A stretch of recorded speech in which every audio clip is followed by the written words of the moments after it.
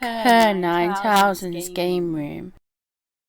Jewel Master is a side-scrolling action game that came out in 1991, so it's a game from the early pre-Sonic the Hedgehog Sega Megadrive days, back when the system's library consisted mostly of arcade ports and in-house projects, before the system had really got going.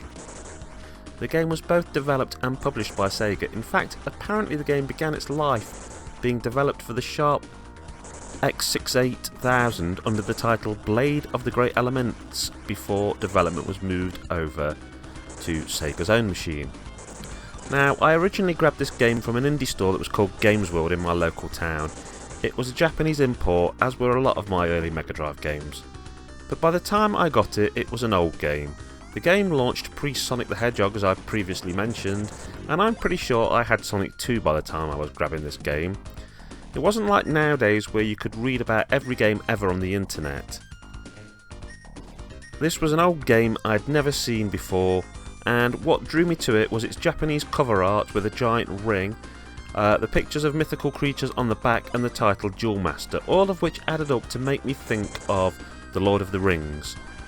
Something I absolutely loved as a child, and that's what sealed the deal. So, to briefly touch upon the game's story, the prologue talks about how the 12 Masters of the Elements tried and failed to prevent Jardine the Mad, the Demon King, and his forces from conquering the peaceful kingdom of Mythgard. Well, the game itself takes place in Mythgard, and you take on the role of the Jewel Master, a hero who goes out with 2 magic rings to traverse the lands fighting evil creatures, trying to locate the rest of the elemental rings in this land, also that you can save Mythgard from the evil of Jardine the Mad, Demon King, and in doing so finish what the 12 Masters of the Elements failed to do. The game is a side-scrolling action game in which you take on waves of enemies as you progress through each level, largely travelling left to right until you get to the end of level final boss. In some ways I'd compare it to an early Castlevania type game, but instead of having a whip, there's a focus on magic rings and the powers these give you. Wearing a single ring on your left or right hand will give you a magic spell. A lot, but not all of them, are attack based. For example, you start with a red ring and a blue ring, the red providing a fire blade and the blue a form of shield. This mechanic really begins to come into its own when you collect more rings. You see, you can have 2 rings equipped on each hand, and when you combine rings, this will create different effects. For example, equipping the white ring and the red ring on the same hand will allow you to launch a fireball.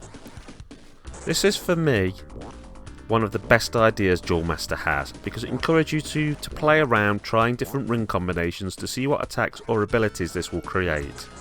Then you can play around with these by, for example, seeing what attack-based combination is the best to deal with a particular type of enemy. It's one of those ideas, though, that although very neat, feels like it could have been further developed.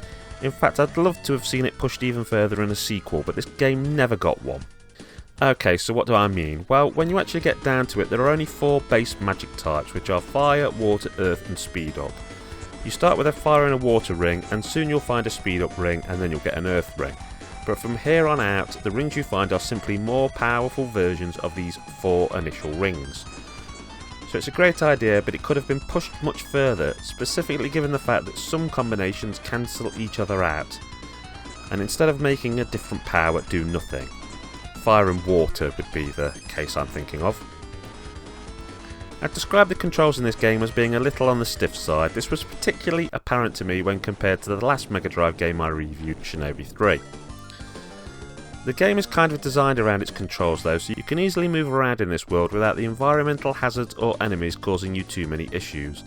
The only thing is that all the enemies essentially rush you. Nothing really seems to hold back or attack in a different way. If it's ground based, then the enemy will just run straight at you. If it's an airborne enemy, it might swerve up and down a bit, but it's still just essentially rushing at you. This means that you largely just end up walking along a straight path, smashing your attack button to attack the enemies. There's no way you can really avoid enemies. Your jump's not very high, at least until you collect the rings needed to unlock a high jump. And most attacks will hit you even if you're ducking, so this is not as useful as it probably should be. There are no checkpoints in stages, so if you die, you're starting again from the start of that level, no matter where in it you actually died. The game's graphics are functional. I think there's a nice look to them in terms of how they kind of helped to create the game's world, and everything seems to fit together, but there's nothing overly memorable about them either. But where the game really shines is the soundtrack, which is sort of a mix of banging rock tunes and orchestral style ambient pieces. I would argue that it's one of the best soundtracks on the Megadrive. This was the first game to be composed by Matake Tekanuchi, whose name I've probably butchered, who would go on to provide the music for the Shining Force games which would receive a lot more public acclaim than this title. I enjoy the game a lot myself, but it's clear to see that it is not without its faults. This is why I would score it 7 out of 10. It's one of those games which is good enough to enjoy, but it's not good enough to really be remembered by people who don't have a huge degree of nostalgia for it.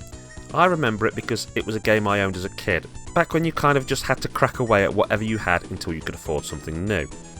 So I spent a lot of time playing this. Time that I possibly otherwise wouldn't have if somebody had given me a £10 note to buy some other second-hand title. So would I recommend it today, and how much would I tell people to spend on it? I think it's worth a go, particularly if you're into your Lord of the Rings inspired stuff and your side-scrolling games. But I would try to pay less than £15 for it. It's not a game that you're going to get days and days of play out of, more one that you're going to waste a few hours away over the course of a couple of of afternoons. Okay, it's Kerr9000 signing off, saying keep on playing those games.